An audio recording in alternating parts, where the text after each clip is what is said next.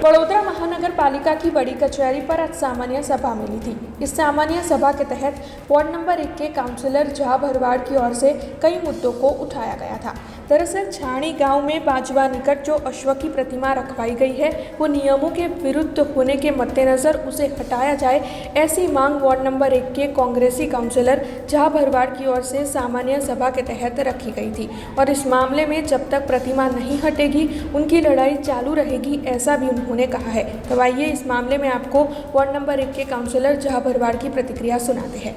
જે છેલ્લા ઘણા સમયથી ઇસ્યુ ચાલી રહ્યો છે, છાણી બાજવા રોડ પર જે સંસ્થા દ્વારા અશ્વની પ્રતિમા જે મૂકવાનો વિષય હતો એમાં અગાઉ અમે કમિશનર સાહેબને મળ્યા હતા ત્યારે મ્યુનિસિપલ કમિશનર સાહેબે અમને એવું કીધું હતું કે આ જગ્યા જે મૂકવાની વાત ચાલે છે એ જગ્યાની પરમિશન આલોકન નથી થતી, બાજુમાં મૂકવાની વાત છે।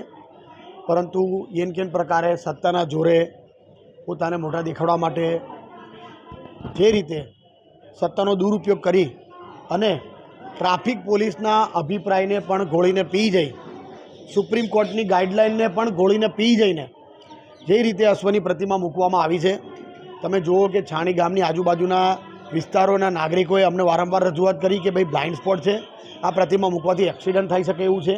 તો અમે એવું કીધું ભાઈ આ પ્રતિમા જે જગ્યાએ મૂકી છે એ ખોટી મૂકી છે।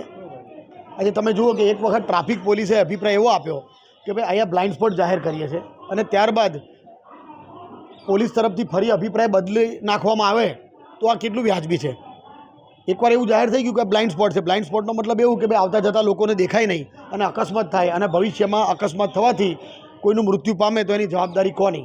બીજું અમને એવી પણ જાણ થઈ છે કે જે પ્રકારે પરમિશન કદાચ એ લોકોએ લીધી છે તો એ પરમિશનમાં પણ જેટલા ફૂટની પ્રતિમા બનાવવાની હતી એની કરતાં વધારે ફૂટની પ્રતિમા મૂકી દીધી છે। માત્ર રાજકીય યશ ખાટવા માટે આ પ્રકારની પ્રતિમા મૂકવામાં આવી છે।